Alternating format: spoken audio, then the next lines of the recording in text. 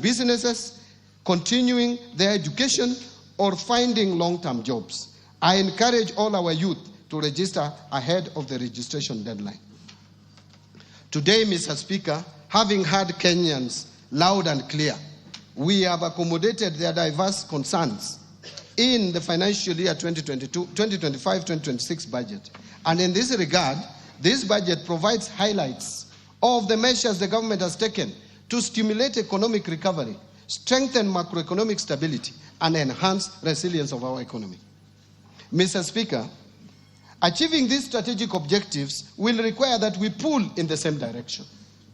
It is in this context that His Excellency the President has urged us to put our differences aside, build bridges, and focus on implementation of strategic interventions for a better Kenya. Mr. Speaker, in this respect, the theme for this year's budget is stimulating sustainable economic recovery for improved livelihoods, job creation, and business and industrial prosperity in line with better. That is bottom-up economic transformation agenda. That is the theme.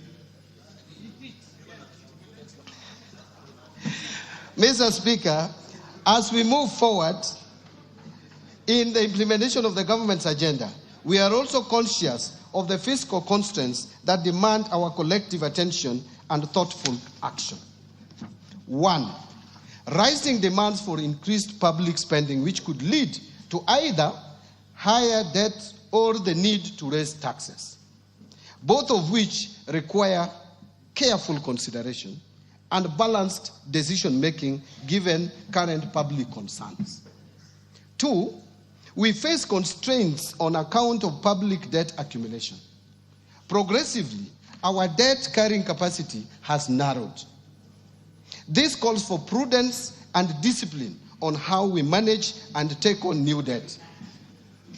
And finally, we face the challenges of mobilizing higher tax revenues as we must balance the need for increased revenues with the need to keep the cost of doing business low to stimulate economic growth.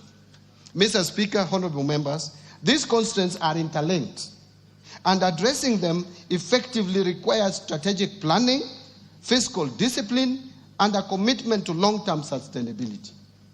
In this regard, this budget will continue to implement a fiscal consolidation plan designed towards slowing down the growth of public debt while protecting service delivery to our citizens. Given the limited resources we have made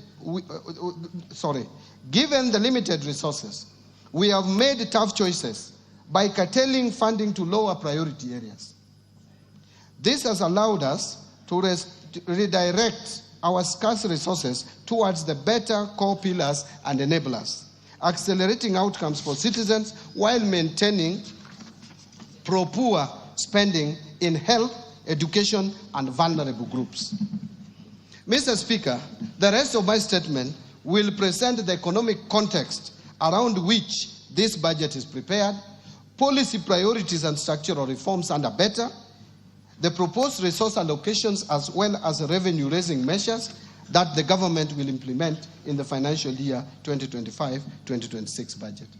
And therefore, let me start with the economic policy context.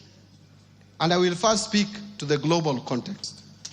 Mr. Speaker, 2025-2026 budget has been prepared in the context of heightened uncertainty due to recent tariff wars and the intensification of geopolitical tensions, which continue to pose significant risks to global economies.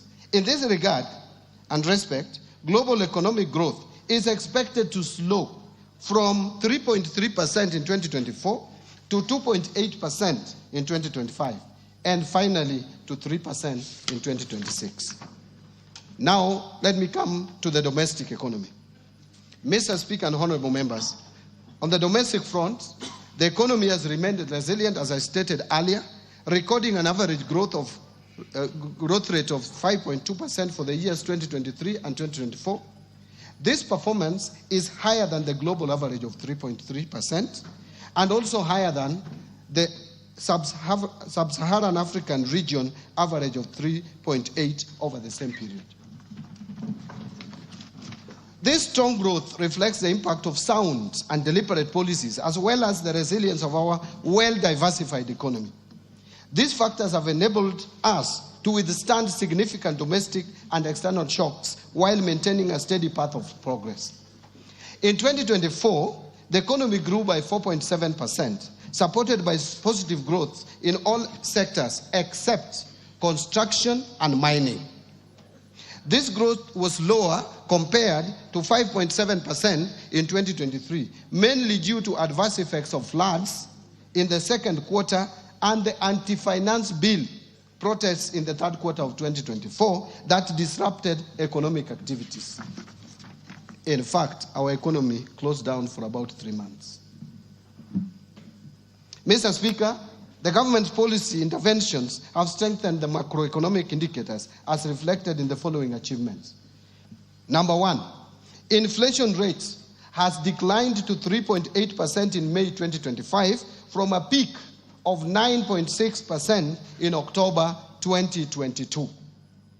The prices of essential food items, including sugar, milk, maize flour, wheat flour, bread, and rice, among others, have eased. For example, the price of 2 kilograms of sifted maize flour has declined to 156.9 shillings in May 2025 from Kenya shillings 177.7 in October 2022. Similarly, cost of energy and power has also come down over the same period. Second, in response to the decline in inflation, the Central Bank of Kenya has gradually eased monetary policy, lowering the central bank rate from 13% in August 2024 to 9.75% in June 2025. With the easing of monetary policy stance, interest rates have been declining. For example, the 91-day Treasury bills rates have declined from an average of 15.9% in May 2024 to 8.3% by May 2025. In addition, the average commercial bank lending rates that peaked at 17.2% in November 2024 have since declined to 15.7% in April 2025 and are expected to decline further. This decline has not only reduced the cost on government debt, but is also expected to stimulate lending by banks to the private sector and support economic activity. And third, foreign exchange market has remained stable, supported by a narrowing in the current account deficit and improved investor sentiment and confidence in our economy.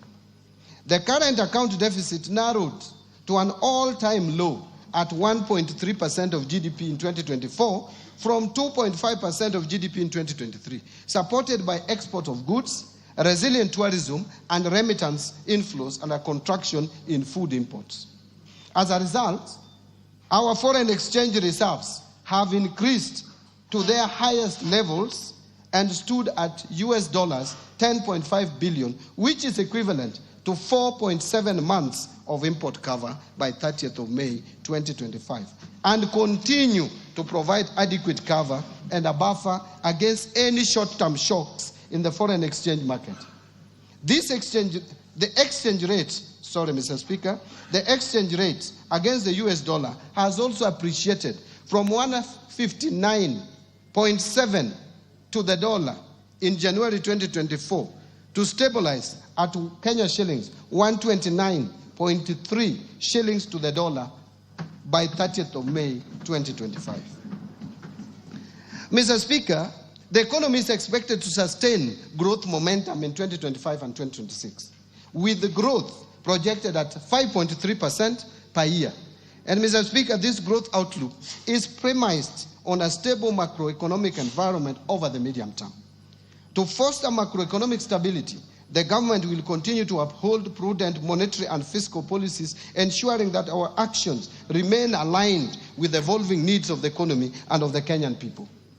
As part of the process, the government will work to ensure that inflation remains within the targeted range, maintain a competitive exchange rate to the dollar, and deliver stable interest rates.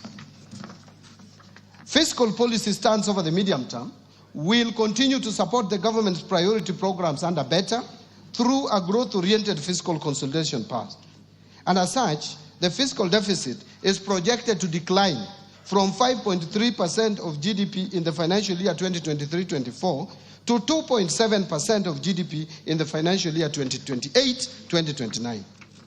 Mr. Speaker, Kenya's economic outlook faces both external and domestic risks.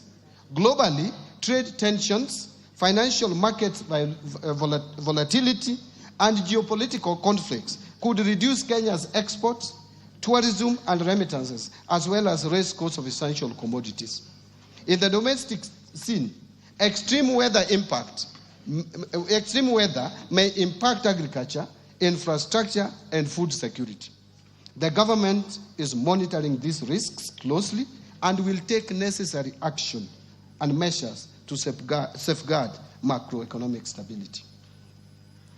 Mr. Speaker and honorable members, let me now expound on the policy, priorities, and structural reforms that the government is implementing to sustain economic growth and improve livelihood of Kenyans. The priorities are under the bottom-up economic transformation agenda. Mr. Speaker, as I have already affirmed earlier in my statement, government's initiatives under BETTER over the last 2.5 years have resulted in significant successes, notwithstanding a challenging domestic and external landscape. Over the medium term, the government will consolidate the gains already realized to stimulate sustainable economic recovery for improved livelihoods.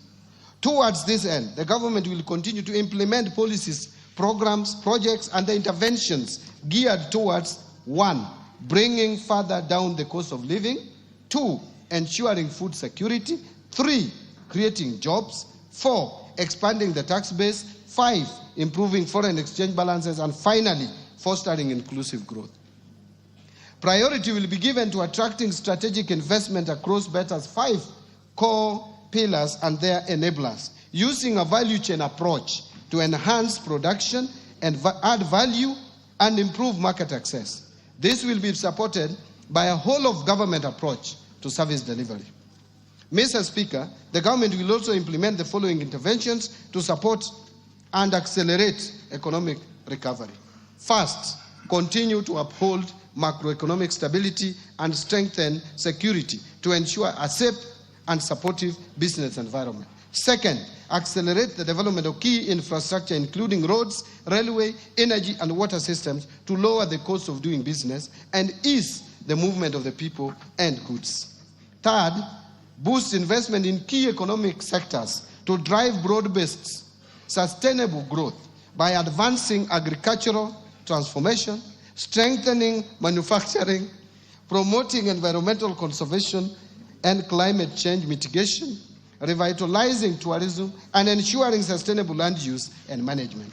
Fourth, strengthen human capital development by increasing investment in health, education, and targeted social safety nets for vulnerable populations to achieve both social and economic outcomes.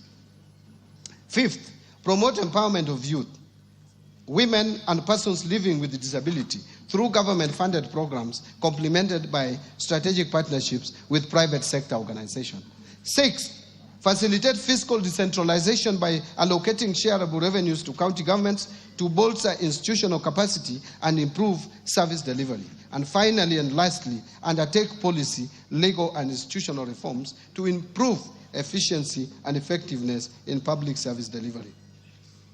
I want to now turn to a presentation on building resilience against climate change. Here, Mr. Speaker and honorable members, climate change, we all know, is now a global crisis. And Kenya remains vulnerable to the impacts of climate change, which pose both economic and fiscal risks. In response, the government is taking proactive steps to align with the global transition towards a low-carbon, climate-resilient future. To address the challenges and opportunities in climate finance and investment, the government has developed a number of frameworks, including Climate Finance Mobilization Strategy, National Policy Framework on Green Fiscal Incentives, Carbon Market Framework, as well as the National Green Taxonomy. To diversify our financing sources, address budget deficits, and fund social and environmental sustainability projects, the government is developing a sustainability-linked bond framework that will allow the issuance of a bond. We reaffirm our dedication to protecting our environment, safeguarding livelihoods, and building a climate-resilient Kenya for current and future generations. Mr. Speaker, as a country, we continue to experience challenges of disaster occurrences, mainly due to weather variability and climate change. These pose significant fiscal disruptions, while at the same time affecting lives and livelihoods of millions of Kenyans. Mr. Speaker, in order to have a financing framework to manage disaster risks, the government is finalizing the development of the Public Finance Management Disaster Risk Management Fund regulations of 2025. The regulations seek to establish a dedicated fund for addressing 4 cycles of disaster risk management, namely preparedness, mitigation, response, and recovery. Allow me now to turn to policy and legal institutional reforms. Mr. Speaker, recognizing that sustainable economic recovery depends on the timely implementation of effective policy, legal, and institutional reforms, the government is implementing the following interventions to enhance the business environment, improve efficiency in public service delivery, and bolster accountability and transparency in the management of public finances. Number 1, public procurement reforms. Mr. Speaker, to streamline public procurement, we developed the Public Procurement and Asset Disposal Amendment Bill of 2024, which is currently in Parliament for enactment. The bill seeks to enhance transparency and accountability, strengthen the role of the regulator to enforce standards, compliance, and sanctions for non-compliant procuring entities, promote the use of local content, and align with international best practices. I urge the honorable members to fast-track this enactment. Mr. Speaker, in order to fully automate public procurement and asset disposal processes, I launched the end-to-end e-government procurement system in April 2025. The e-government procurement system is a complete departure from the manual processes, and will lead to increased bidder participation, enhanced efficiency in processing of procurement requests, and increased authenticity of procurement documents through integration with various government systems. Mr. Speaker, the rollout of the e-procurement system is scheduled for July 2025. In order to ensure effective use of this system, the National Treasury rolled out the training of end users from procuring entities in both the national and county governments on the e-government procurement system phase 1 modules that cover procurement planning to contract management. We have since trained suppliers, and to date, 400 e-government procurement system end users comprising public finance management staff and suppliers from both the national and county governments have been trained in readiness for full rollout in July 2025. Next, I want to speak to restraining growth of public sector wage bill, which has been of serious concern. Mr. Speaker, the government continues to implement measures aimed at reducing the ratio of the government wage bill as a share of tax revenue, with a view to free much-needed resources for priority social and development spending.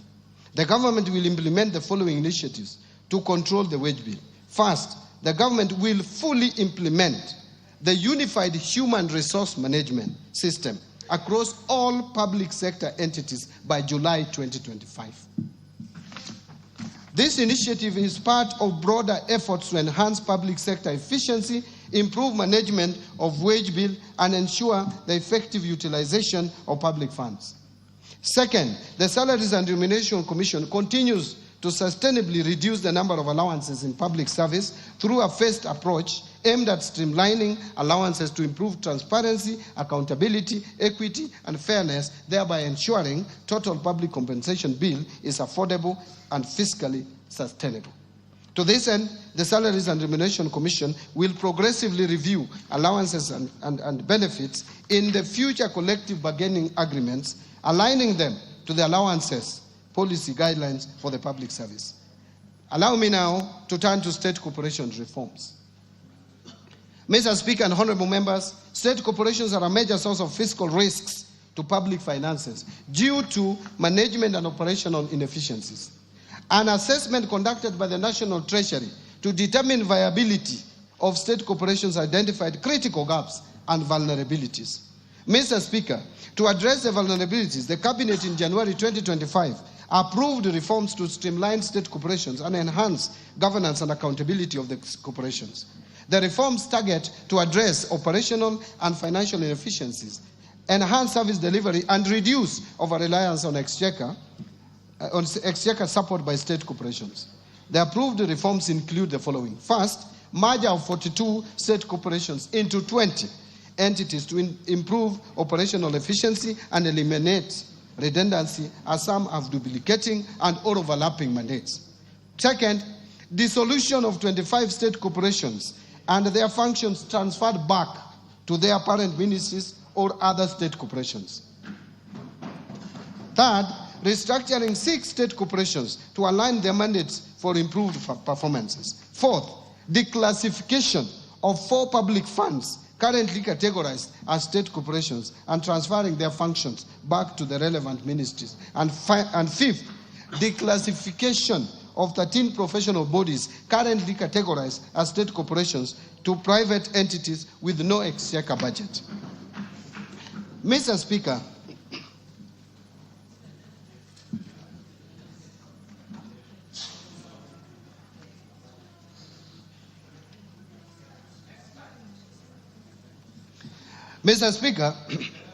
thank you. Mr. Speaker, in order to enhance operational efficiency, improve governance and ownership of state corporations, the government developed the Government-Owned Enterprises Bill of 2024. The bill is part of broader efforts by the government to streamline public enterprises, reduce fiscal risks, and enhance service delivery to citizens. The bill is currently before this August House for consideration. Thank you. I urge honorable members to favorably consider the bill to enable its enactment. Mr. Speaker, in order to secure the uptake of cotton production, while also providing alternative linked supplies for local apparel manufacturers, the Cabinet approved the revival and commercialization of Rivertex East Africa Limited by onboarding non-equity strategic partners. Mr. Speaker, on sugar sector reforms, His Excellency the President reaffirmed his commitment during this year's Madaraka Day celebrations to ensure the prompt payment of sugarcane farmers. The government has also taken practical steps to deliver its promise to modernize the mills and transform these once struggling factories into productive, sustainable enterprises. Currently, 4 state-owned sugar factories, Chemelil's Sugar Company, Muhoroni's Sugar Company, Nzoia Sugar Company, and South Nyanza Sugar Company, which is also known as Sony, have been placed under competitive leasing arrangements. This initiative is expected to enhance efficiency, restore profitability, and protect the livelihoods of farmers. Let me now turn to pending bills. Mr. Speaker, the government remains committed to resolving the long-standing issues of pending bills dating back to 2005 as part of broader efforts to strengthen public financial management and restore confidence in government processes. In this respect, the Pending Bills Verification Committee that was appointed in September 2023 is currently finalizing its report for submission by end of this month. Since its inauguration, the committee received a total of 65,625 pending bills claims valued at over 571.6 billion. The committee has analyzed 57% of the bills received valued at 522 billion. The 57% is in terms of numbers. Out of this, a total of 229 billion has been recommended for settlement. Once the committee submits its report, we shall submit the recommendations to Cabinet for approval to settle the pending bills. Let me now speak to national assets and inventory management reforms.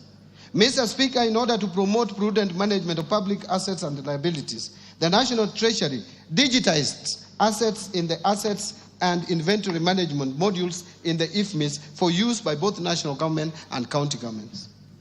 Already, 52 state departments have gone live on the IFMIS asset module and are at various stages of uploading their registers for 6 asset categories, namely land, building, motor vehicles, ICT equipment, office equipment, and furniture and fittings. In addition, a roadmap is in place to roll out the module to the county government, and this reform will enable accounting officers have visibility of all assets and inventory under their control and facilitate optimal assets utilization. Mr. Speaker and honorable members, to enhance the management and utilization of public assets, the government is developing a policy on public sector asset valuation. The policy will support accurate financial reporting, strengthen fiscal discipline, and inform evidence-based public investment decisions. In addition, the government will develop framework to facilitate identification of public sector assets, and this will ensure accuracy and completeness of assets register, which are critical for transition to accrual basis of accounting. On financial sector reforms, Mr. Speaker, the banking sector has remained stable and resilient with a strong asset base, which grew by 1.5% from 7.6 trillion in April 2024 to 7.7 trillion in April 2025. To anchor the banking sector to continue playing its role in Kenya's socio-economic transformation, various reforms have been implemented, which include, first, the Central Bank of Kenya lifted the moratorium on licensing of new commercial banks in Kenya in April 2025. This is expected to attract foreign direct investment in the sector, resulting in competition and consequently reduced lending rates. Second, to promote the greening of banking sector, Central Bank of Kenya in April 2025 issued the Kenya Green Finance Taxonomy and the Climate Risk Disclosure Framework for implementation by the sector. The Kenya Green Finance Taxonomy is a tool to classify whether particular economic activities are green or environmentally sustainable and promote the transition to a low carbon economy. The Climate Risk Disclosure Framework is aimed at enabling banks to integrate climate-related risks into their governance, strategy, risk management, and disclosure frameworks. It is also intended to enable banks to leverage on business opportunities from efforts to mitigate and adapt to climate change. And third, issuance of guidelines on global liquidity standards and leverage ratios. The Central Bank of Kenya in April 2025 issued guidelines on liquidity coverage ratio, net stable funding ratio, and leverage ratio for the banking sector. These guidelines will enhance the banking sector's liquidity and capital frameworks to promote greater financial stability and resilience, thereby ensuring that banks have the ability to withstand unexpected shocks, maintain stable funding, and manage their risk profiles effectively. Mr. Speaker, the Central Bank of Kenya, in collaboration with the National Treasury and other stakeholders, are developing the National Financial Inclusion Strategy for the period covering 2025 to 2028. The strategy provides a consolidated framework for advancing financial inclusion agenda to meet the needs of all Kenyans through deepening access and usage of financial services, enhancing quality of affordable financial products that meet consumer demands. Mr. Speaker, to strengthen digital finance in Kenya, the government will continue to implement the National Payment Strategy for the period 2022 to 2025 and fast-track finalization of a national policy on digital finance. In order to reform and modernize the national payment system, Central Bank of Kenya is doing the following. 1. Undertaking a comprehensive review of the national payment system legal and regulatory framework. 2. Implementing a fast payment system that seeks to address persistent challenges in interoperability, affordability, and the high cost of digital transaction. And third, effective 1st July 2025, the Kenya Electronic Payment and Settlement System will transition to a 24/7 settlement capability. This will support round-the-clock trade, enable faster clearing of government payments, facilitate real-time business-to-business transactions, and provide greater flexibility for consumers and financial institutions. Mr. Speaker, following the grey listing of the Republic of Kenya by the Financial Action Task Force in February 2024, the government has continuously addressed the technical deficiencies identified in Kenya's Mutual Evaluation Report, which was published by Eastern and Southern Africa Anti-Money Laundering Group in September 2024. Mr. Speaker, as you are aware, One of the technical deficiencies identified in the Kenya's mutual evaluation report was lack of a policy and regulatory framework to the virtual assets and virtual assets service providers. In order to regulate this sector, the government has developed the Virtual Asset Service Providers Bill 2025, which is currently before Parliament. Again, I urge honorable members to fast-track its enactment. On capital markets development, to further deepen the capital markets, the government continues to review the legal and regulatory framework to address emerging issues in the sector. In particular, the government overhauled the public officer regulations and collective investment schemes regulations to spur uptake of products while ensuring that investors are protected. The government has also approved new regulatory frameworks to support credit ratings and alternative investment funds, which have attracted a lot of interest from investors. Further, the government is in the process of reviewing the regulatory framework for licensing, margin trading, conduct of business for market intermediaries and mergers, acquisitions, and takeovers. Once in place, these regulations will reinvigorate capital markets activity and make our capital markets more facilitative and efficient. Mr. Speaker, to diversify the government sources of financing, a Sukuk bond has been issued while other Sharia-compliant products are in the pipeline. The first Sukuk bond raised 3.2 billion, which has been effectively deployed in the affordable housing program and pension reforms. Mr. Speaker, in the Tax Laws Act, Mr. Speaker, now I turn to the pension reforms. Mr. Speaker, in the Tax Laws Amendment Act 2024, we introduced a number of incentives aimed at increasing disposable income to our senior citizens once they retire. And I thank this Honorable House for passing this Tax Laws Amendment Bill in December. We, among others, increased tax deductible amount, removed tax on all retirement benefits, and introduced tax exemption on pension savings towards post-retirement medical schemes. Mr. Speaker, despite the reforms introduced in this sector, benefit adequacy remains a persistent challenge. Many retirees still find their pensions insufficient to meet their basic needs. And Mr. Speaker, the retirement benefits system predominantly covers the working population in the public and private sector to the exclusion of the unemployed population, who are majority in the informal sector. To address this, the National Treasury, in collaboration with key stakeholders, is implementing the National Retirement Benefits Policy. This policy outlines a clear, forward-looking strategy to address long-standing structural challenges, such as fragmented legal frameworks, exclusion of informal sector workers, limited medical cover for the elderly, weak portability mechanisms, and inadequate dispute resolution structures. Mr. Speaker, the government remains committed to fulfilling its obligations to retired public servants while ensuring that our pension systems is modern, inclusive, efficient, and sustainable. In this respect, the government is undertaking reforms aimed at delivering faster, more transparent, and citizen-friendly pension services.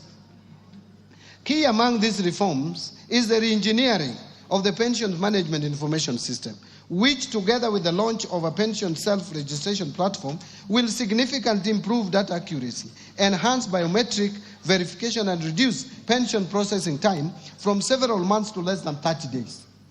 These reforms will also ensure real-time claims tracking and integration with the national identification and payroll system, reducing errors and potential leakages.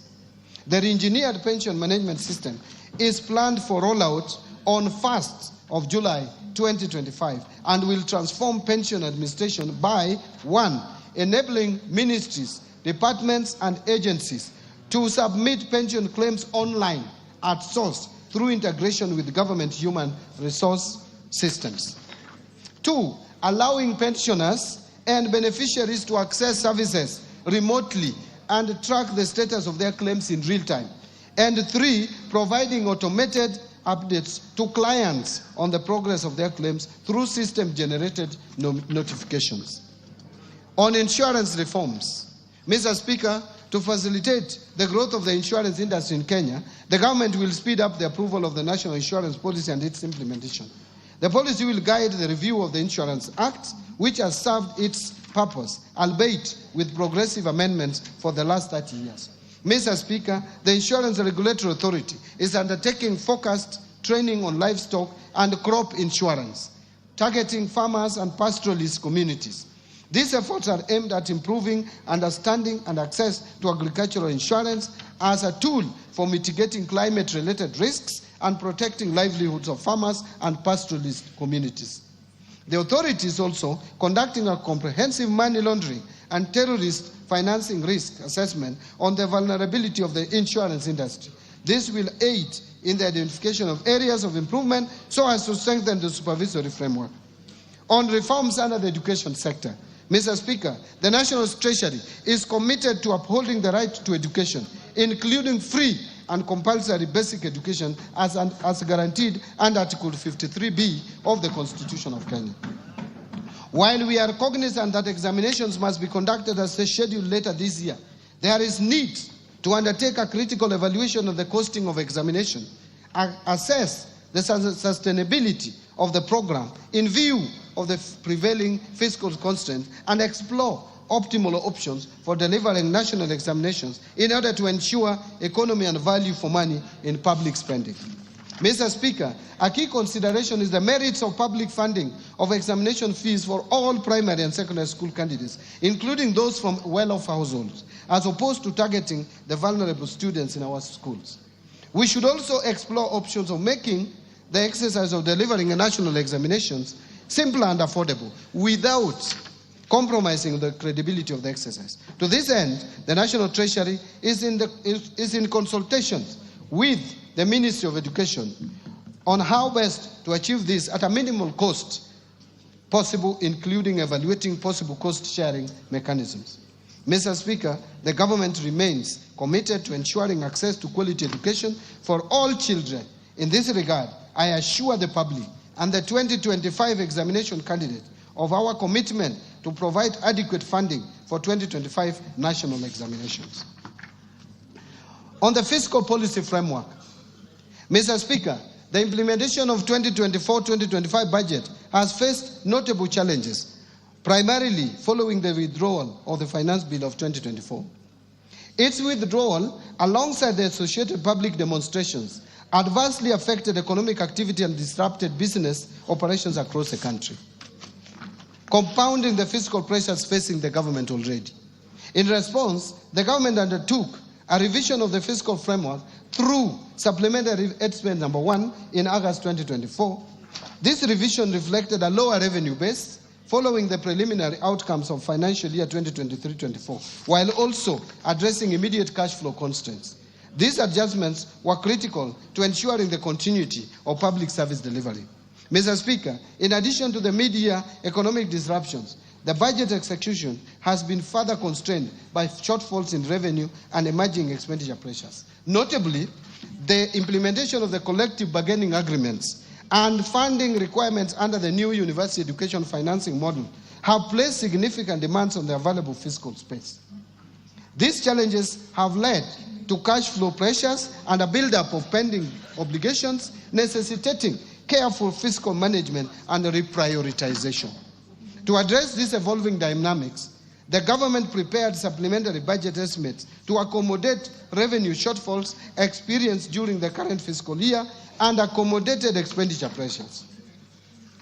On domestic revenue mobilization, Mr. Speaker, in order to support our economic agenda and sustain key government programs, the government continues to implement a balanced mix of tax policy and administrative measures aimed at significantly boosting revenue collection. As part of the process, the government is focused on broadening the tax base while reducing the burden of compliance. In this regard, we have prioritized sectors such as the digital economy, agribusiness, and small and medium enterprises in tax, education, and outreach programs. In addition, Mr. Speaker, Kenya Revenue Authority continues to embrace modern technology to streamline tax processes, facilitate trade, and enhance voluntary compliance. A key milestone in this journey is the launch of Gava Connect, an open application programming interface platform that enables Kenyan developers to build homegrown solutions for efficient access to tax services. This program enhances service delivery, improves transparency, and strengthens our ability to detect tax evasion. Mr. Speaker, Kenya Revenue Authority has also introduced several digital tools to simplify compliance and boost operational efficiency. One is what we call auto-populated VAT returns for seamless, accurate tax filing. 2, simplified pay returns, accessible via mobile, web, and application program interface. 3, electronic rental income tax system that has enabled transparent rental income declarations. And 4, forecourt electronic tax invoice management system integration in the petroleum sector, connecting fuel dispensers to point-of-sale terminals. This enables real-time transmission of sales data to electronic tax invoice management system, simplifying compliance and ensuring greater transparency in fuel transactions. Mr. Speaker, these solutions are more than just tech updates. They are the drivers of economic empowerment and accountability. Indeed, by simplifying tax procedures, developing user-friendly digital platforms, and providing on-the-ground support, Kenya Revenue Authority is nurturing a fair and inclusive tax culture, one that enables businesses to thrive while meeting their obligations.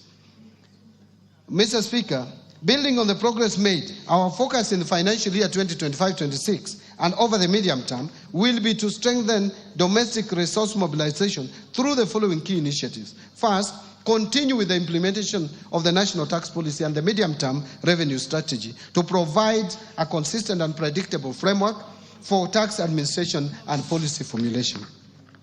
Second, continue with the automation of tax administration processes to improve the overall efficiency of the tax system.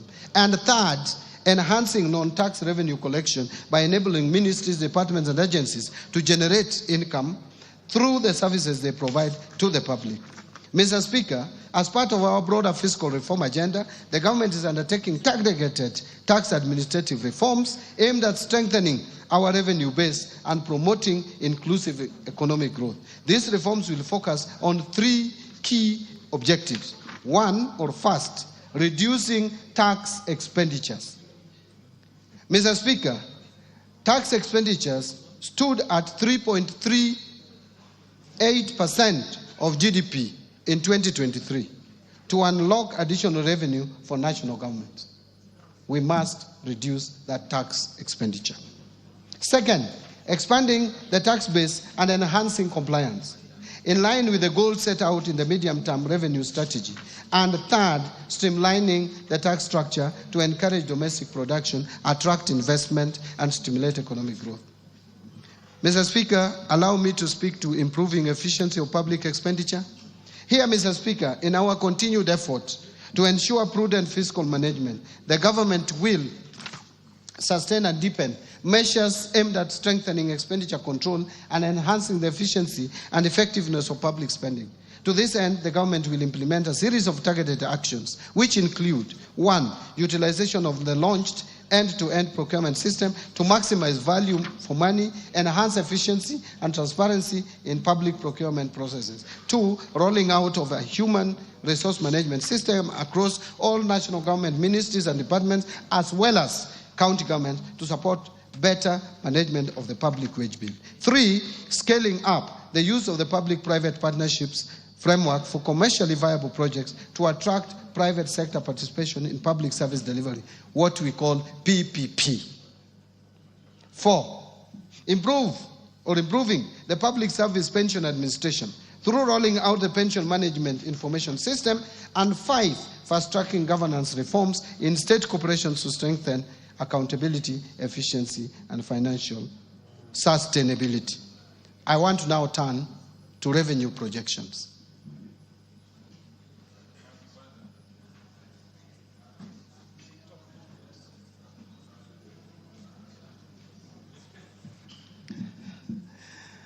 Mr. Speaker, honorable members, based on the outlined policy measures and structural reforms, total revenue collections, including appropriation in aid for the financial year 2025-26, budget is projected to be at 3,321.8 billion, equivalent to 17.2% of GDP. Of this amount, ordinary revenue is projected at Kenya shillings 2,754.7 billion, which is equivalent to 14.3% of GDP. And ministerial appropriation in aid, or if you like, non-tax revenue, is projected at 567 billion shillings. Grants are projected at 46.9 billion, or 0.2% of the GDP. Having talked about revenue projections, let me now turn to expenditure projections. Mr. Speaker, total expenditure in the financial year 2025-2026 budget is projected at 4,291.9 billion, equivalent to 22.3% of GDP. And of this, recurrent expenditures will amount to 3,134.4 billion, equivalent to 16.3% of GDP. And development expenditures, including allocations to domestic and foreign finance projects, contingency fund, and equalization fund, will amount to 693.2 billion, equivalent to 3.6% of GDP. Total allocation to county governments is projected at 474.9 billion, of which equitable share is 405.1 billion. Fiscal deficit and financing. Mr. Speaker, the resultant fiscal deficit, including grants, is projected at 923.2 billion, which is equivalent to 4.8% of GDP, down from the estimated 997.5 billion, or 5.7% of GDP in financial year 2024-25. The fiscal deficit for the financial year 25-26 budget will be financed by net external borrowing of 287.7 billion, equivalent to 1.5% of GDP, and net domestic borrowing of 635.5 billion, which is equivalent to 3.3% of GDP. Public debt management. Mr. Speaker, Kenya's public debt is projected to remain with these sustainable levels over the medium term. In present value terms, the debt to GDP is projected to progressively decline from 63% in 2024 towards the debt anchor of 55%, or minus 5% of GDP, plus or minus 5% of GDP for 2028. To support the projected decline in debt levels, the National Treasury will continue implementing various reforms as guided by the medium-term debt management strategy, including liability management operations, continue pursuing use of concessional loans from multilateral, bilateral, and limited commercial sources such as international bond issuances. Additionally, reforms targeted to support domestic market development will eventually reduce the cost of public debt while sustaining fiscal consolidation efforts to ensure debt remains within sustainable levels. Further, the government will explore emerging funding instruments such as debt swaps, diaspora bonds, sustainability-linked bonds, and environmental, social, and governance debt instruments to fund budget deficit and manage public debt. This strategic approach will not only diversify our financing options, but also strengthen international partnerships and promote sustainable growth. Mr. Speaker and honorable members, the government is keen on sustaining transparency and improving efficiency on public debt service. To this end, the National Treasury is in the process of integrating the Commonwealth Meridian Debt Management System with the Integrated Financial Management Information System, IFMIS, and the core banking systems of Central Bank of Kenya. On public-private partnerships framework, Mr. Speaker, the government continues to strengthen the role of public-private partnerships in financing our development agenda. Currently, there are 32 PPP projects at various stages which are targeted to mobilize 70 billion shillings in the financial year 2025-2026 through private investments in priority sectors, including energy, water, housing, health, and transport. So, Mr. Speaker, to enhance transparency and accountability at all stages of project life cycle while implementing PPP, I recently issued a circular on mandatory disclosure requirements for all privately initiated proposals. This measure is part of our broader effort to strengthen the integrity of the PPP program and to ensure that private sector participation in public projects fosters public trust. Mr. Speaker, the National Treasury in May 2025 received the final report of the Committee of Experts on leveraging local financial markets for investment into public-private partnerships and implementation. The committee recommended the establishment and operationalization of PPP Implementation Trust Fund as the central mechanism for enhancing private sector participation in PPPs, particularly through institutional and retail entities. Additionally, Mr. Speaker, the PPP regulations under consideration by Parliament will enhance clarity around PPP processes, thereby enhancing efficiency and project delivery. This will also unlock a pipeline of county-level specific PPP projects in partnership with development partners. In strengthening public finance management reforms, number one is migration to accrual accounting. Mr. Speaker, to strengthen management of public resources, all government ministries, departments and agencies adopted accrual accounting as of 1st July 2024. The first accrual-based financial statements are expected for the financial year ending 30th June 2025, which is a few days away. The accrual accounting will enable the government to account for all assets and liabilities, including all government assets. Second, Treasury single account. Mr. Speaker, to enhance cash management, the migration of ministries, departments and agencies to the Treasury single account is progressing well. The Central Bank of Kenya is scheduled to go live with its T24 system upgrade in July 2025. This upgraded platform will support the implementation of Treasury single account core functionalities and facilitate the National Treasury to roll out the key elements of the Treasury single account system. Concurrently, the National Treasury is on track to onboard county governments in 2026. The final phase will involve integrating all remaining national government entities into the Treasury single account by financial year 26-27. Third, zero-based budgeting. Mr. Speaker, to reorient the budgeting and expenditure framework, the government adopted the zero-based budgeting approach while finalizing the financial year 25-26 budget. To implement this approach, the National Treasury developed a budget costing tool that was integrated into the IFMIS budget module for the national government. The zero-based budgeting approach compels all ministries, departments and agencies to justify expenditures from scratch, thus ensuring resources are allocated to high-impact activities. It promotes transparency, efficiency by requiring clear justification and critical assessment of spending. Mr. Speaker, I know this statement is long. And by the way, Mr. Speaker, you know Kenya is not a small economy. We are number 6 in Africa.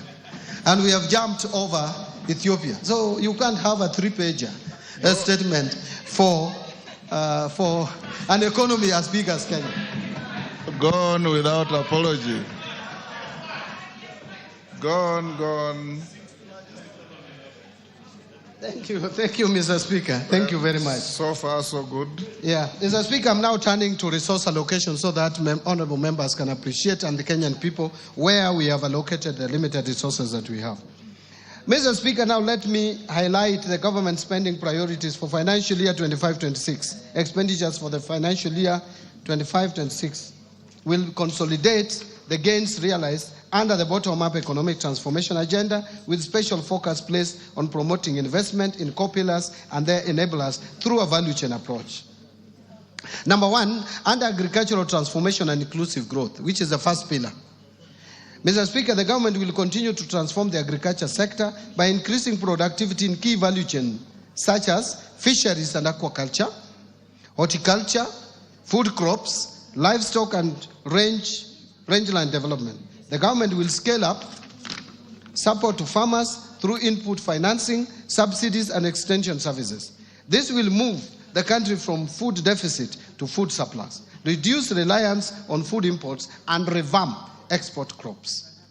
Mr. Speaker, in this respect, I have proposed an allocation of 47.6 billion for various programs under this sector, despite the fact that agriculture is largely devolved.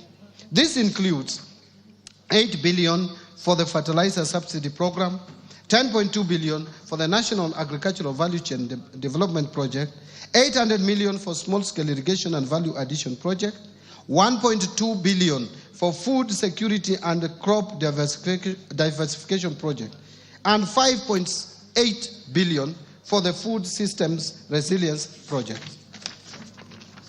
Mr. Speaker, to promote livestock production, I have proposed Kenya shillings 2.3 billion for de-risking, inclusion, and value enhancement of pastoral economies programs. 1.6 million Kenya shillings for Kenya Livestock Commercialization Program, and 280 million for the Livestock Value Chain Support Project. I have also proposed Kenya shillings 340 million for the development leather industrial park at Kenania.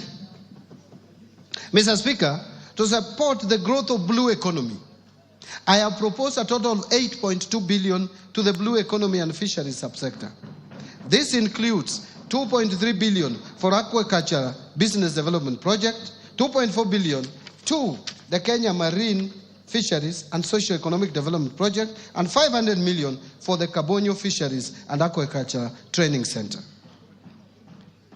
Mr. Speaker, to raise agricultural productivity and enhance resilience to climate change risks in targeted smallholder farming and pastoral communities, I've proposed an allocation of Kenya shillings 318 million towards an ending drought emergencies project and 1.3 billion to resilience for food and the nutrition security program in Horn of Africa project. Mr. Speaker, the government is also committed to land reforms to address historical inequalities, promote equitable access, and ensure sustainable land management. To this end, I have proposed a sum of 3.8 billion for settlement of the landless. I have also proposed 1.1 billion for processing and registration of title deeds, another 712 million for digitization of land registries, another 200 million for georeferencing of land parcels, and 220 million for construction of land registries to safeguard legitimacy of land ownership. The next pillar is transforming the micro, small, and medium enterprises economy. Mr. Speaker, the government recognizes the challenge of accessing affordable credit by most micro, small, and medium enterprises, and Kenyans at the bottom of the pyramid. To address this challenge, I have proposed an additional allocation of 300 million to the Financial Inclusion Fund, popularly known as the Hustler Fund, to scale up access to credit for household and MSMEs. I have also proposed an additional 308 million for the Youth Enterprise Development Fund, 550 million for the Center for Entrepreneurship Project, and 1.3 billion for Rural Kenya Financial Inclusion Facility. Under housing and settlement, which is the other pillar. Mr. Speaker, the government is committed to facilitating the construction of decent, safe, and affordable houses for Kenyans. Through the affordable housing program, the government is creating jobs for the youth, directly in the construction sector and indirectly through the production and supply of building products. To continue supporting this initiative, I have proposed an allocation of 128.3 billion for the housing, urban development, and public works subsector. This includes 13.4 billion under the Kenya Urban Program, 64.5 billion for construction of affordable housing units, 10.5 billion for construction of social housing units, and 16.5 billion for social and physical infrastructure.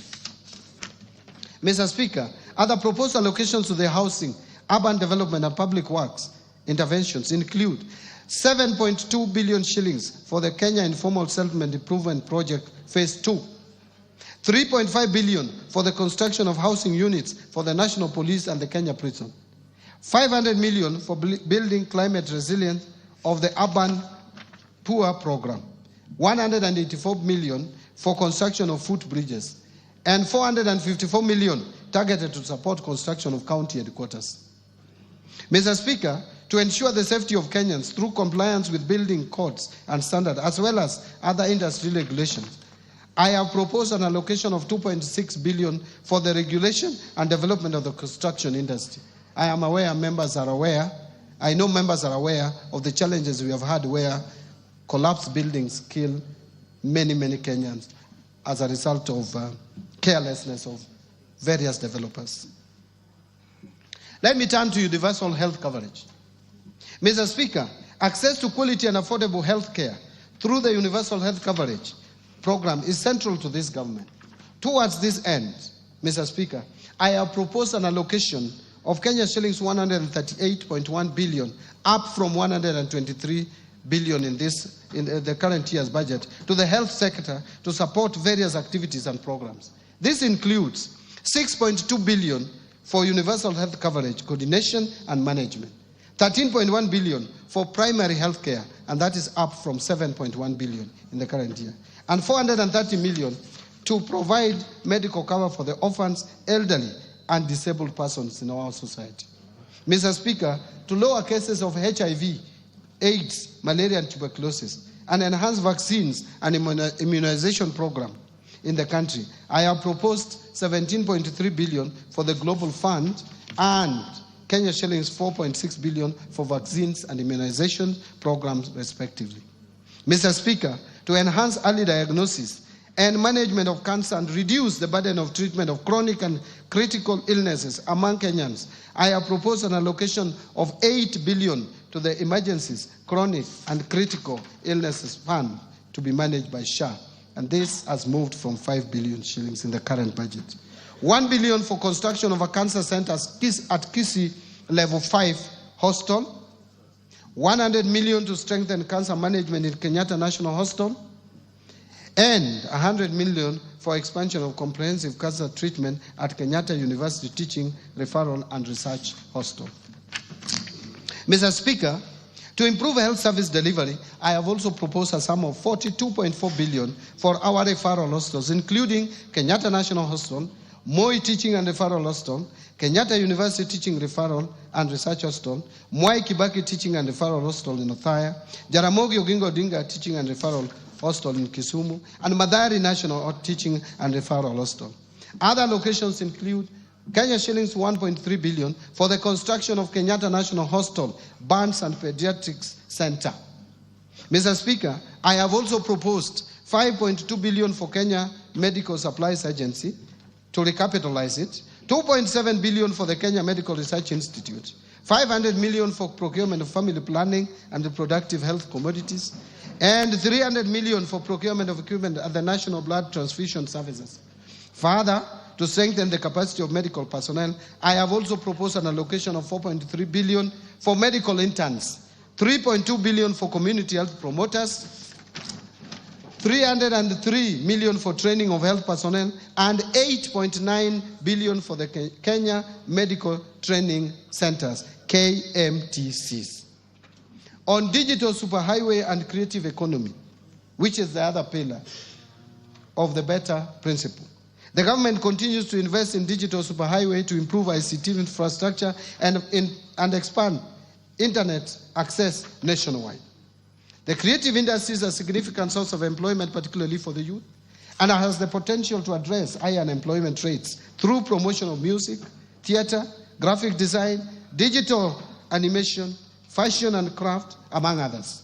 Mr. Speaker, to support growth in the digital superhighway, I have proposed an allocation of 12.7 billion to fund initiatives in the information communication technology sector. Specifically, this proposed allocation includes 2.3 billion shillings for the construction of Kenya Advanced Institute of Science and Technology at Konza Technopolis, 3.7 billion for Kenya Digital Economy Acceleration Project, and 333.2 million for government shared services, 382 million for the digital superhighway, 689 million for the establishment of digital hubs, and 750 million for maintenance and rehabilitation of national optic fiber backbone infrastructure.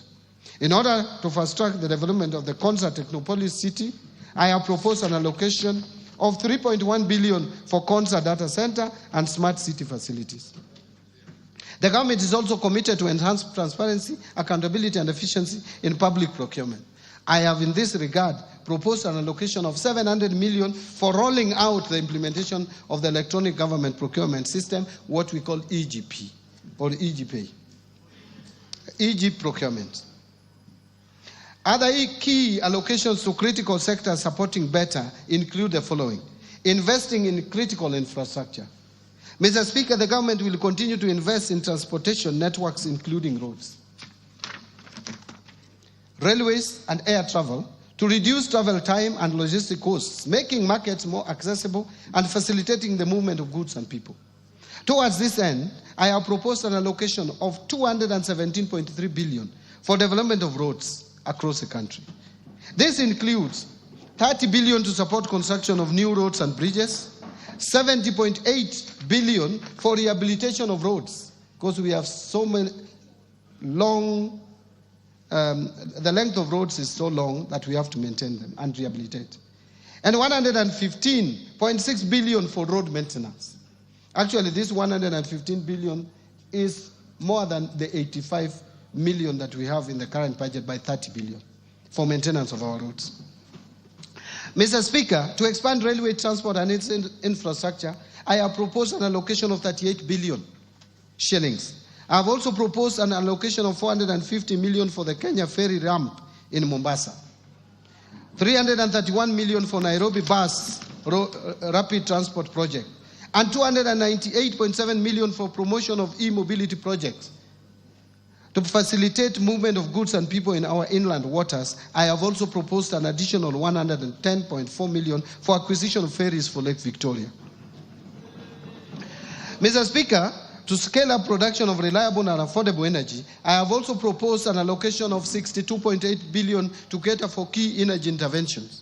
This includes 31.6 billion for the national grid system, 16.3 billion for rural electrification, 11.6 billion for development of geothermal energy, 2.1 billion for alternative energy technologies, and 743 million for development of nuclear energy. Let me now talk about improving education outcomes. Mr. Speaker, the education sector plays a vital role in economic development by enhancing human capital, driving innovation, and improving productivity. To this end, the government continues to invest in education to raise learning outcomes and ensure equal opportunities for all.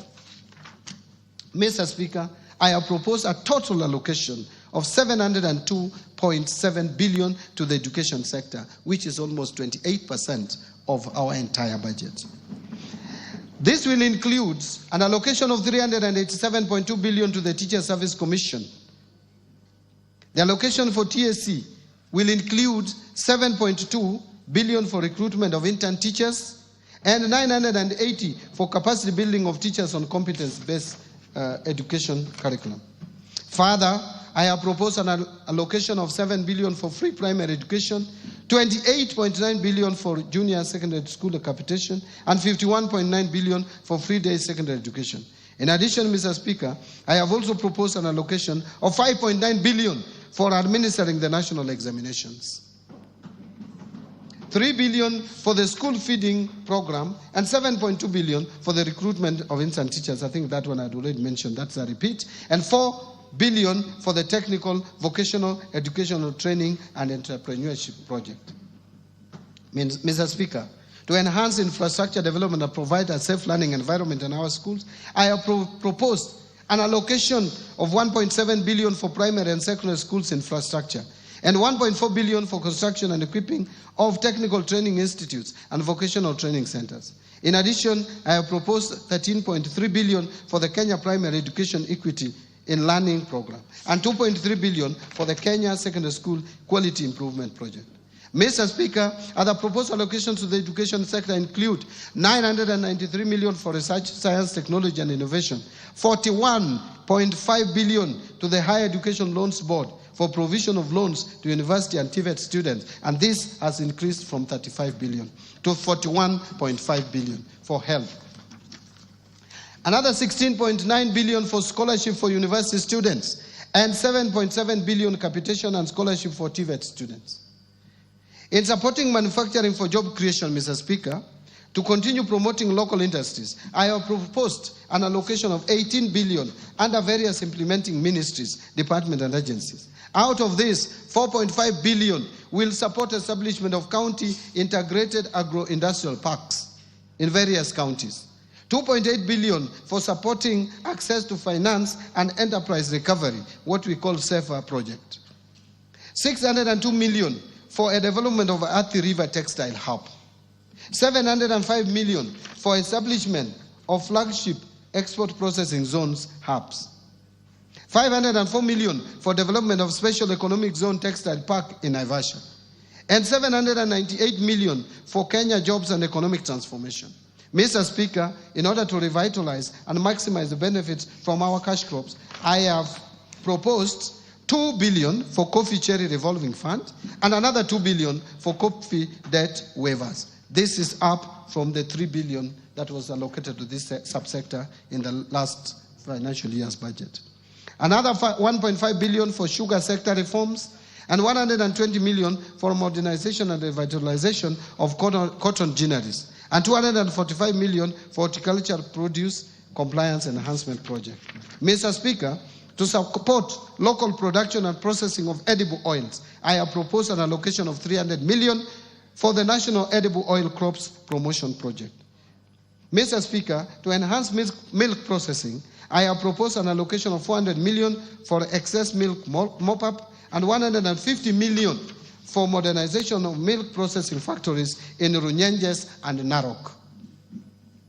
Mr. Speaker, to equip our youth with essential training and internship opportunities in trade and industry, I have proposed an allocation of 330 million for the Kenya Industry and Entrepreneurship Project, another 500 million for the construction of industrial research laboratories, and 109 million for constituency industrial development centers.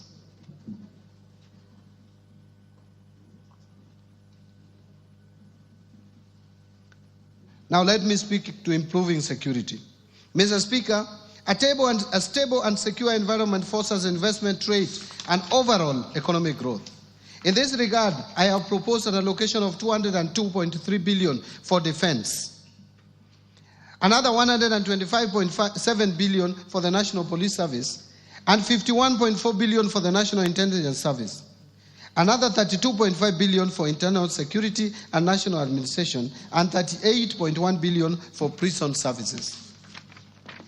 I have also proposed an additional allocation of 10 billion to cater for leasing of police motor vehicles and 3.6 billion for police modernization program. Mr. Speaker, to combat crime and enhance administration of justice, I have proposed 1.2 billion for construction and modernization of national forensic facilities.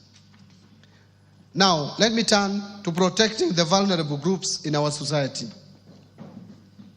Mr. Speaker, social protection services are crucial for building more equitable and resilient societies by reducing poverty, inequality, and vulnerability, as well as promoting economic growth and social cohesion. I have in this regard proposed an allocation of 41.4 billion in this budget to protect the vulnerable members of our society and promote affirmative action. This is increasing from 33 billion in the current financial year's budget.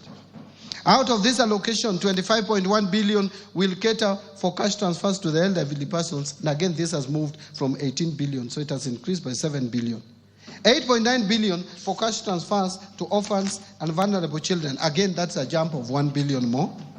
And 1.5 billion for cash transfers to persons living with disability. Again, this has been increased from 1.19 billion. Mr. Speaker, the proposed allocations also includes 3.9 billion for the Kenya Hunger Safety Net program, 450 million for the National Fund for the Disabled of Kenya.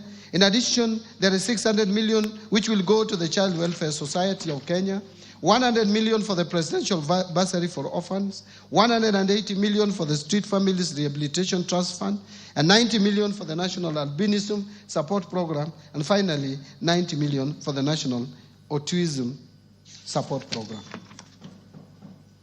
On equity, poverty reduction, women and youth empowerment. Mr. Speaker, unemployment remains one of the most persistent and challenging issues facing the country today. The challenge is not only about job creation, but also bringing the critical gap between education and employment and developing relevant skills for the modern economy. In order to empower the youth and support businesses owned by youth and women and to promote development in the constituencies, I have proposed 105.6 billion for these initiatives. This allocation includes I have proposed 105.6 billion, not million, for these initiatives. This allocation includes 10 billion for the National Youth Service, NYS, 3.6 billion to National Youth Opportunity Towards Advancement, what is famously known as Nyota, and Kenya shillings 318 million for the Youth Enterprise Development Fund. In addition, I have proposed 990 million for film development services. Mr. Speaker, to further empower our women and girls, I have proposed 353 million for the Women Enterprise Fund, 940 million for provision of sanitary towels to school-going girls, 254 million for strengthening prevention and response to gender-based violence in Kenya, 110 million for eradication of female genital mutilation, and 4 billion for the National Government Affirmative Action Fund, otherwise known as NGAF. Mr. Speaker, to promote regional equity, reduce poverty, and enhance social development across the country, I have proposed 58.8 billion for the National Government Constituency Development Fund, 9.6 billion for the Equalization Fund to finance programs in identified marginal areas or marginalized areas, and another 15.9 billion for the Kenya Devolution Support Program number 2. To stimulate tourism growth, sports, culture, recreational and arts, Mr. Speaker, in order to harness national pride, empower our youth and position Kenya as a regional beacon of talent and heritage, I have proposed an allocation of 29.7 billion to support sports, culture and recreation as well as tourism. This proposed allocation includes 13.5 billion for the Sports, Arts and Social Development Fund, 2.3 billion to establish an automation and digitization system for the sports registrar, 241 million for the Anti-Doping Agency of Kenya to make Kenya remain competitive in the athletics and other sports, 402 million for Sports Kenya, 245 million for the Kenya Academy of Sports, 8.2 billion for the Tourism Fund, and 4.8 billion for Tourism Promotion Fund. On environmental protection, water and natural resources, Mr. Speaker, to safeguard natural ecosystems, ensure sustainable water use, and tackle the impact of climate change, I have proposed an allocation of 10.7 billion for forest resources conservation and management, 1.6 billion for forest research and development, 3.7 billion for environment management and protection, 11.5 billion for the Kenya Financing Locally Led Climate Action Project, which is known as FLOCA, 1.6 billion for meteorological service, and 13.2 billion for wildlife security, conservation and management. Another 953 million for wildlife research and development. In addition, I have also proposed 1.1 billion for human wildlife conflict compensation and 950 million for wildlife insurance. Mr. Speaker, I have also proposed an allocation of 26.8 billion for water and sewerage infrastructure development. Out of this, 16.5 billion for water resources management and 1.9 billion for water storage and flood control. In addition, I have also proposed 15 billion for irrigation and land reclamation and 266 million for water harvesting and storage for irrigation. In order to improve governance and sustaining the fight against corruption, Mr. Speaker, to enhance good governance, intensify the fight against corruption, and entrench integrity and accountability in public service delivery, I have proposed Kenya shillings 4.5 billion for the Ethics and Anti-Corruption Commission, 4.5 billion for the Office of the Director of Public Prosecutions, 5.3 billion to the State Law Office, and 8.7 billion for the Office of the Auditor General. In addition, Mr. Speaker, to enhance the oversight and legislative role of Parliament, I propose an allocation of 48 billion for Parliament. To enable administration of justice, I also propose an allocation of 27.8 billion for the judiciary. Now let me turn to allocation to county governments.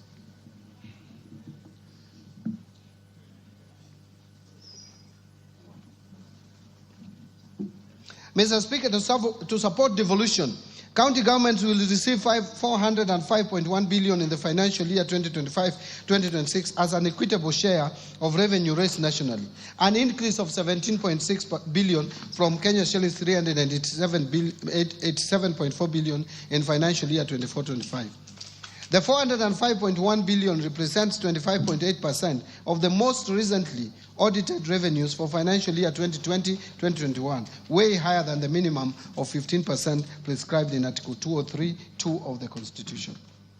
In order to ensure food and nutrition security, infrastructure development, improved water and sanitation systems, among others, county governments will receive an additional 69.8 billion as additional allocations. Equalization Fund. Mr. Speaker, to support implementation projects in the marginalized areas, 7.85 billion has been proposed as an allocation to the Equalization Fund in the financial year 2025-2026, and an additional 2.74 billion to settle outstanding arrears owed to the fund. Mr. Speaker, now allow me to speak to measures to enhance county government's own source revenue. Mr. Speaker, the own source revenue policy recommended the development of a national framework legislation to regulate the introduction of taxes, fees, and charges by county governments. Consequently, the National Treasury and other stakeholders developed the County Government Revenue Raising Process Bill, which is currently before Parliament for consideration. Again, I urge the Honourable House to consider the bill and prioritize its enactment. Mr. Speaker, now let me turn to taxation measures. Mr. Speaker, I will now turn to tax policy measures supporting the financial year 2025-2026.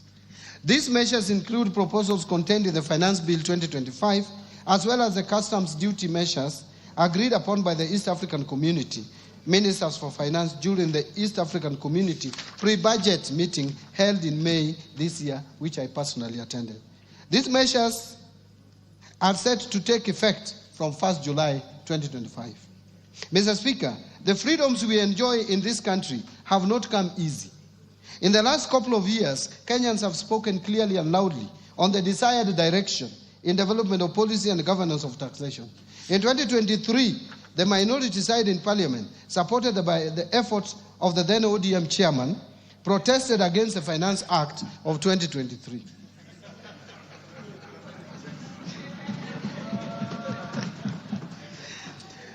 Last year, Mr. Speaker, some provisions in the Finance Bill 2024 triggered protests across the country. These actions in the 2 years regrettably resulted in the loss of lives and destruction of property and adversely impacted economic lives of many. In the remembrance of our fellow Kenyans who lost their most precious lives during these protests, allow me, Mr. Speaker, that we observe a minute of silence in their remembrance. Will you be upstanding?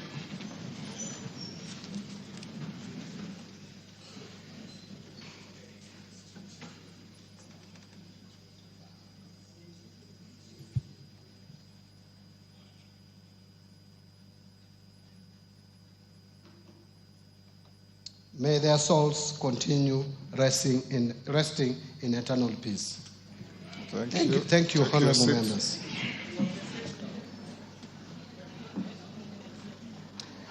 Mr. Speaker, no life should be lost and no property should be destroyed again.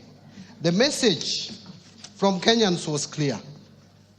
Since I took office at the National Treasury and Economic Planning, I assured Kenyans that we shall strive to reduce tax burden. In this respect, the Finance Bill of 2025 has neither proposed new taxes nor raised any tax rates. Instead, we have chosen to enhance tax revenue collection through administrative reforms by simplifying and streamlining tax laws to make them clearer and easier to implement, thereby by improving taxpayer compliance. The process also involves rationalization of tax expenditure to enhance equity and fairness. Mr. Speaker, the revenue foregone through tax incentives or tax expenditure has increased significantly, rising from Kenya shillings 393.1 billion, which is equivalent to 2.9% of GDP in 2022, to 510.6 billion, which is equivalent to 3.4% of GDP in 2023. To reverse this trend, the Finance Bill of 2025 proposes reforms to rationalize tax expenditures so as to promote equity, fairness, efficiency, and reduce distortions within the tax system. The proposed reforms are in line with the national tax policy and the medium-term revenue strategy, which this Honorable House passed. So, Mr. Speaker, from the proposed reforms, we expect to raise Kenya shillings 30 billion more as additional revenue. Mr. Speaker, customs measures agreed upon by East African community ministers during the pre-budget meeting are intended to protect our industries and ensure they access raw materials and inputs at affordable prices. The meeting allowed Kenya to import tea packaging materials at a lower duty rate of 10%. In addition, Kenya was granted an extension of duty remission to import wheat at the rate of 10%. These measures will support our wheat and tea farmers. Mr. Speaker, I will begin with the customs measures and later provide highlights on the proposed amendments of tax laws in the Finance Bill of 2025. On customs measures, to meet the local demand of rice, Kenya was allowed to extend the stay of application on the East African Community Common External Tariff and import rice at the rate of 35% or USD 200 per metric ton, whichever is higher, instead of the common external tariff rate of 75% or USD 345 per metric ton. Mindful of wheat farmers in Kenya, East African community ministers agreed on duty remission of wheat at a rate of 10% instead of the common external tariff rate of 35%, provided the millers who intend to import wheat under the duty remission must first purchase locally produced wheat. Mr. Speaker, to promote local assembly of telecommunication equipment, Kenya was granted an extension of duty remission on inputs for assembly of telecommunication devices, including mobile phones, laptops, and tablets. Mr. Speaker, in order to reduce the production cost of animal feeds, Kenya requested for an extension to import inputs for production of animal feeds duty-free under the East African Community Duty Remission Scheme, which was granted. We urge the producers of animal feeds to apply for the remission. Mr. Speaker, the leather sector is one of the priority value chains under BETA. To support local producers of leather and leather products, Kenya was allowed to extend the stay of application on the common external tariff rate and apply import duty rate of 35% on leather products. To promote tanneries to supply local manufacturers with high-quality leather, Kenya was allowed to import chemicals for leather processing under duty remission. Mr. Speaker, to support local assembly of transformers, which is critical to energy distribution, the East African community ministers approved Kenya's request for a tariff split on transformers to provide for a distinction between fully built and unassembled transformers. Currently, it is one line, tariff line, and it is very difficult for us to separate and incentivize either of them. So, Mr. Speaker, to support the local assemblers of cranes, Kenya was granted approval to import inputs for assembly of cranes duty-free under duty remission. Mr. Speaker, last year Kenya was granted a stay of application on the East African East African Community Common External Tariff to apply a higher duty rate ranging from 25 to 35% on certain types of paper used in manufacturing packaging materials. This action adversely affected exporters, particularly in tea sector. To address this, Kenya opted not to request for an extension of the stay of this common external tariff. And this decision will not affect local manufacturers of packaging materials, as they will continue importing raw materials under duty remission. So, Mr. Speaker, now let me speak to the Finance Bill of 2025. Let me now highlight some of the proposals contained in the proposed Finance Bill 2025 under Income Tax Act. Mr. Speaker, to enable faster recovery of investment by businesses on loose items such as utensils, linen, and industrial tools, the bill proposes to amend the Income Tax Act to allow for a full cost deduction of these items in the first year of purchase, as opposed to the current 3 years. This will improve cash flows of the relevant businesses. Mr. Speaker, we have noted increased tax disputes arising from audits carried on cross-border transactions. These disputes could have been avoided if the multinational companies had advanced pricing agreements with the commissioner at KRA. To address this gap, the bill is proposes to amend the Income Tax Act to empower the commissioner to enter into advanced pricing agreements with multinational companies. Mr. Speaker, the Tax Laws Amendment Act of 2024, passed in December last year, introduced the minimum top-up tax in line with the global best practices. But the Act inadvertently omitted the due date for payment of the tax, thus creating enforcement challenges. To address this, I have proposed an amendment to the Income Tax Act to clarify that the due date will be the end of the 4th month following the close of a company's accounting period. Mr. Speaker, again, the Tax Laws Amendment Act of 2024, passed in December last year, exempted gratuity payments from income tax, actually pension and gratuity. However, the provision is not clear whether all gratuity, including from private pension schemes, is exempted from tax.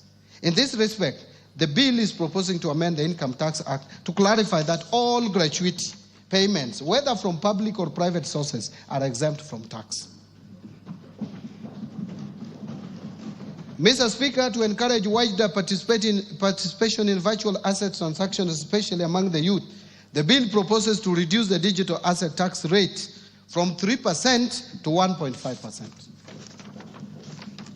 And Mr. Speaker, to ensure consistency and effective administration of the law, the bill proposes to amend the 3rd schedule to the Income Tax Act to clarify that fringe benefit tax is payable by the employer at the corporate tax rate, and that withholding tax on qualifying dividends and qualifying interest are final tax. That is not clear in the current arrangement.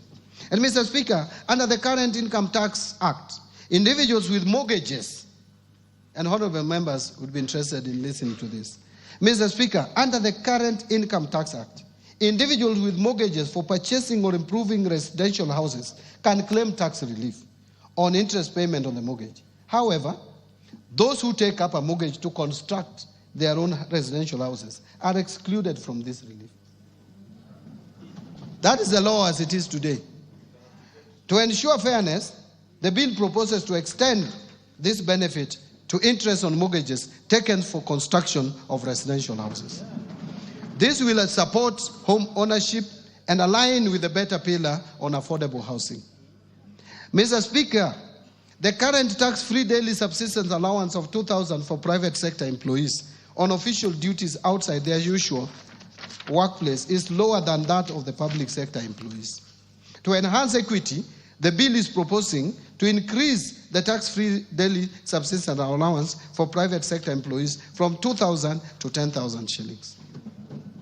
Mr. Speaker, Kenya has an opportunity to strengthen its position as a regional financial hub. In this respect, the bill proposes amendment to the Income Tax Act to provide that companies certified by the Nairobi International Financial Center Authority, NIFCA, that invest new capital of at least $3 billion over a period of 3 years to pay a reduced corporate tax rate of 15% for the first 10 years and 20% for the subsequent 10 years.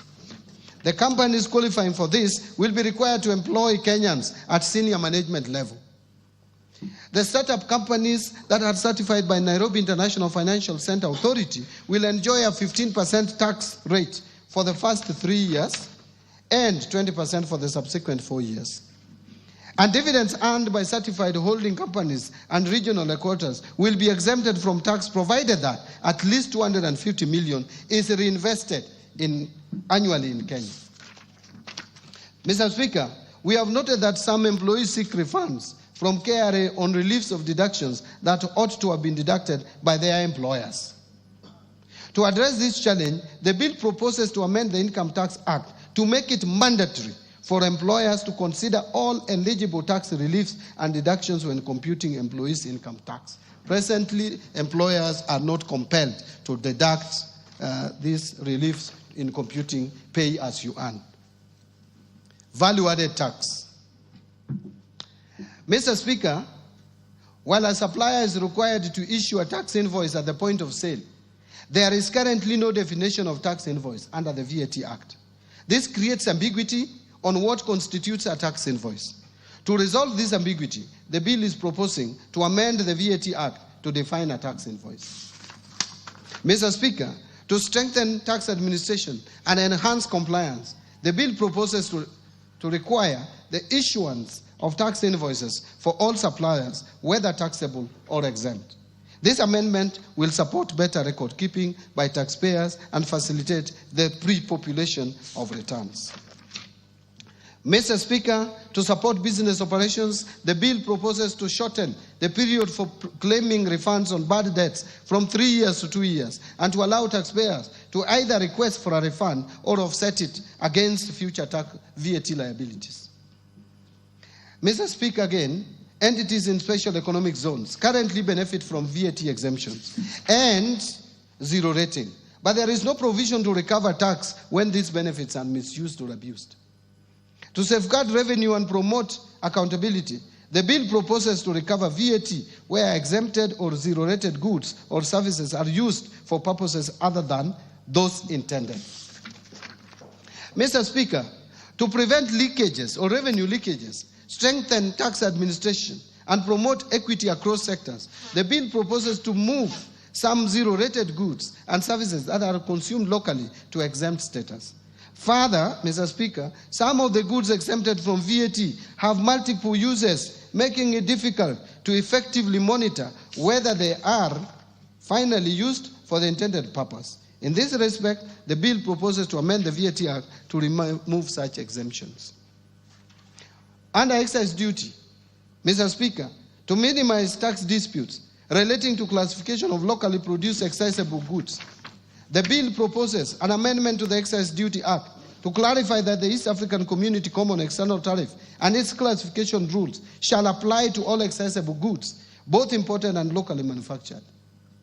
Mr. Speaker, to streamline the processing of applications for license to manufacture accessible goods by the Commissioner, the bill proposes to amend the Excise Duty Act to require the Commissioner to provide feedback on the application within 14 working days from the date of receipt of all valid documents.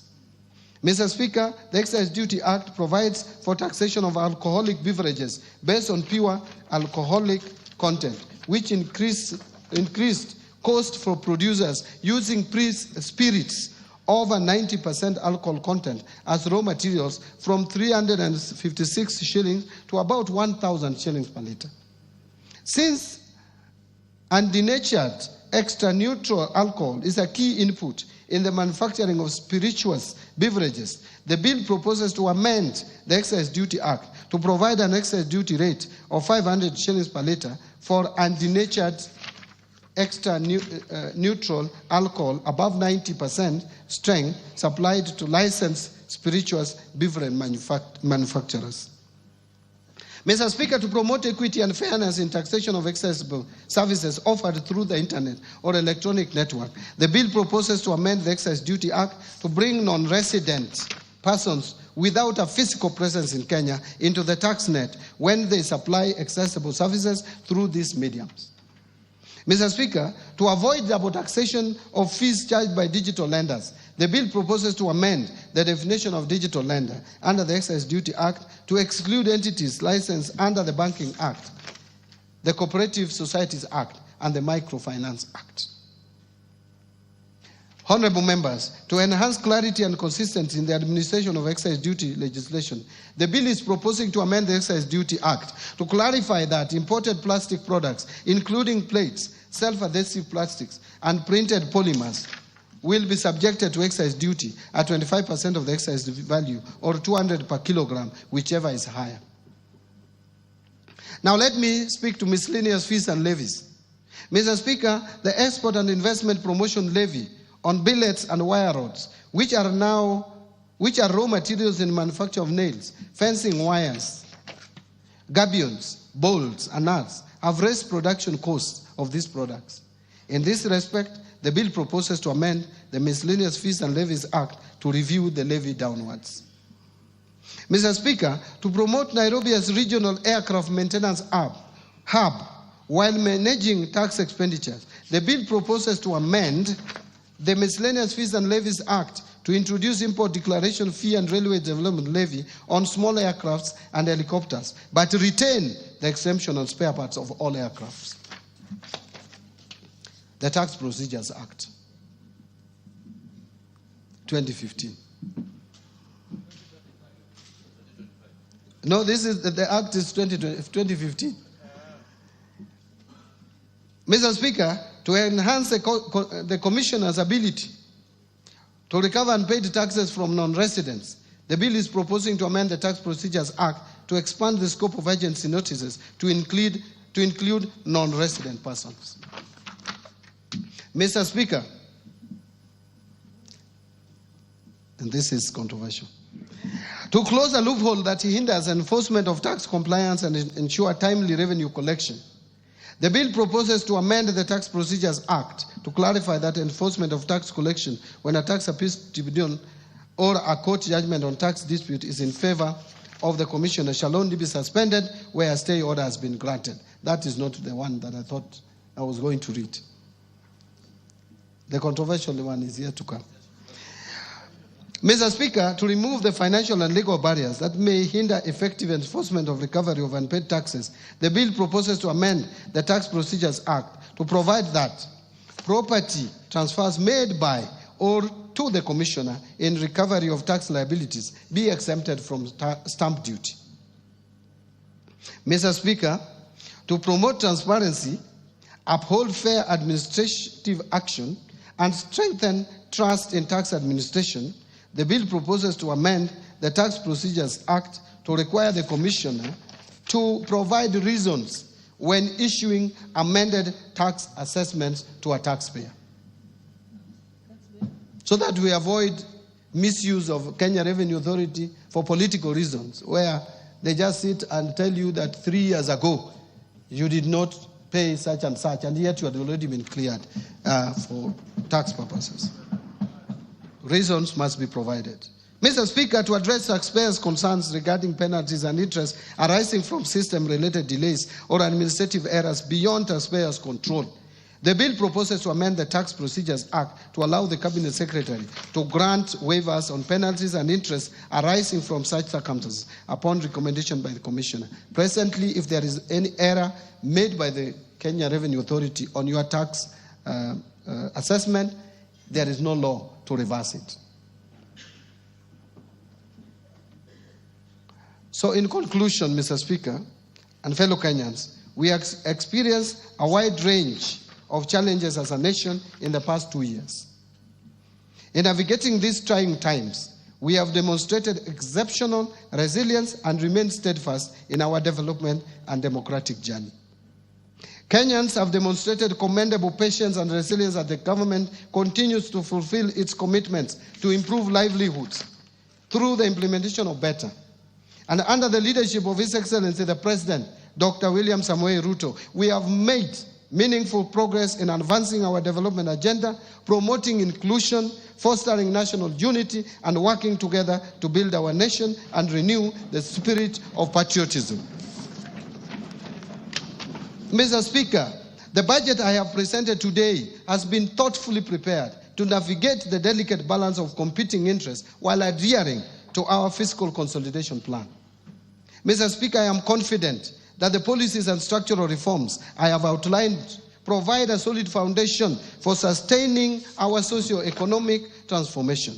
These measures are designed to stimulate job creation, strengthen our economic recovery, and ease the cost of living. I therefore call upon honorable members and all Kenyans to support the implementation of the budget as we work together in pursuit of shared prosperity.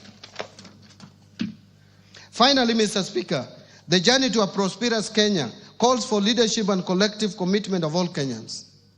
Last year, the Orange Democratic Movement joined hands with the United Democratic Alliance under Kenya Kwanza to form a broad-based government.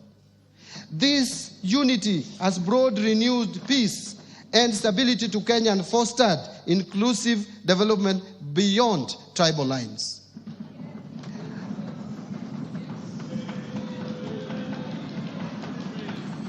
I wish Thank you. Thank you. Thank you. Thank you. Thank you. Thank you very much. I wish to acknowledge with gratitude the unwavering leadership and vision of His Excellency the President Dr. William Samoei Ruto and His Excellency the Deputy President Professor Kithure Kindiki. I also wish to recognize the invaluable efforts of the Prime Cabinet Secretary, the Attorney General, my fellow Cabinet Secretaries, Principal Secretaries, Accounting Officers, and all personnel across government ministries, departments, and agencies who have diligently contributed to the development of the financial year 2025-2026. Mr. Speaker, I want to sincerely thank Baba, Right Honorable Raila.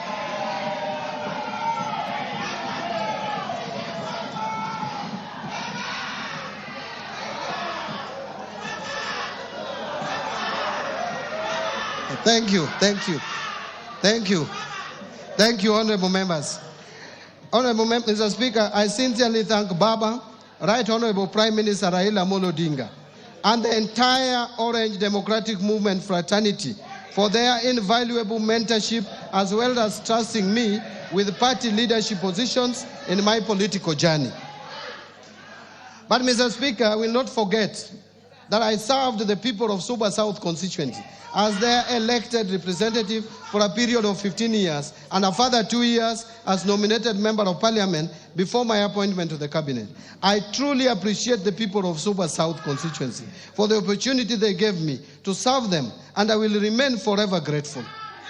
In addition, I served in the leadership of parliament as a minority leader, and equally, I appreciate the support accorded to me by this House and its leadership during my tenure. My sincere appreciation goes first to you, Honorable Speaker of the National Assembly,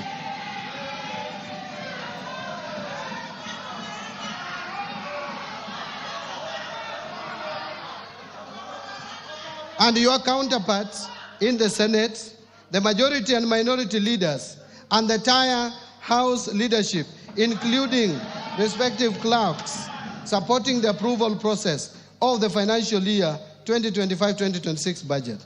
Second, to honorable chairs and members of both the Budget and Appropriations Committee and the Finance and National Planning Committee and all the other departmental committees of this House, as well as the staff of Parliamentary Budgets Office for their constructive inputs and leadership during the approval process of this budget.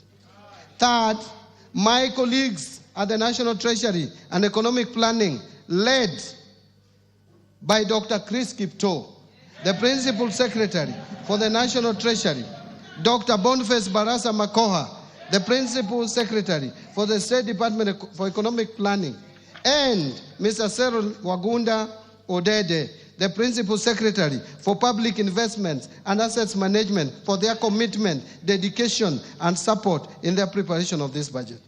Fourth, special appreciation goes to Mr. James Muhati, the former Principal Secretary for the State Department for Economic Planning, for his unwavering commitment and invaluable support during the first half of the financial year. His dedication and strategic leadership greatly advanced the ministry's mandate and played a pivotal role in shaping key national economic planning initiatives. Fifth, my appreciation goes to the Governor of the Central Bank of Kenya the Commissioner General of the Kenya Revenue Authority, as well as the management and staff of both institutions, the financial sector regulators, and other MDAs for their valuable contributions to the budget process. Sixth, my gratitude goes to our multilateral and bilateral development partners for their continued technical and financial support. Seven, I also thank the private sector for their participation and contribution in the budget process. And eighth, I wish to appreciate the media and non-state actors for their active engagement and participation in the financial year 2025-2026 budget. Mr. Speaker, I forever remain indebted to my beloved wife, Madam Rhoda Mbadi, and my children, who is here in the Speaker's Gallery, and my children for their support and inspiration as I execute my duties at the National Treasury and Economic Planning. Their prayers and guidance gave me the zeal to proceed even during my lowest moments. I remain deeply grateful also to my siblings for raising me, paying my school fees, and supporting me throughout my journey. Mr. Speaker, I am sure that my late parents, Jadung Stanislaus Ngongo Moth and his babe, Slermina Yambu Ngongo, who is my mother, are smiling down from above as they see their youngest son perform this great service for the great people of Kenya today. God is truly faithful. Lastly, Mr. Speaker, my utmost gratitude goes to all Kenyans for their contributions during the budget process. Thank you, and may God bless Kenya.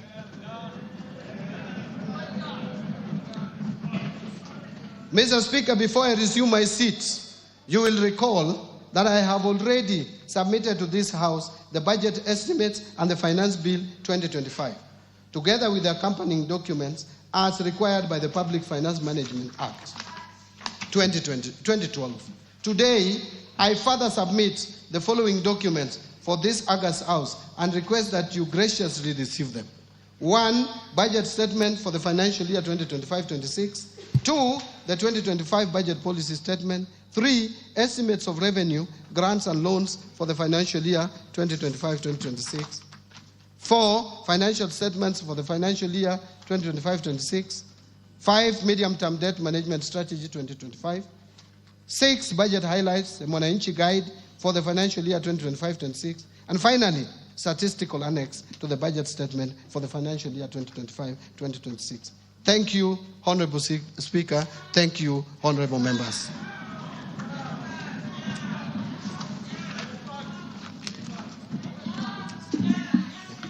Thank you, Minister. You may now take your seat.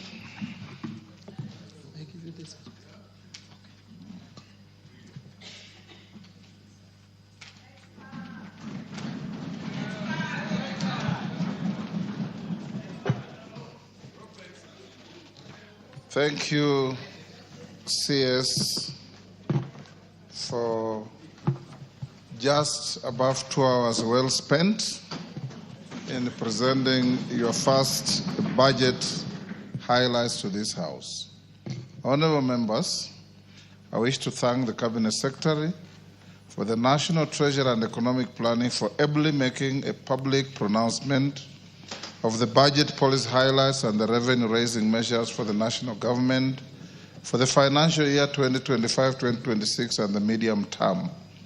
I confirm that in conformity with the provisions of Section 39 and 39A of the Public Finance Management Act, Cap 412A, and the Standing Order 244C, the Cabinet Secretary had already submitted to the National Assembly the relevant legislative proposals necessary to actualize the revenue-raising measures to finance the 2025-2026 budget. This has since culminated in the Finance Bill 2025, which is under consideration by this House.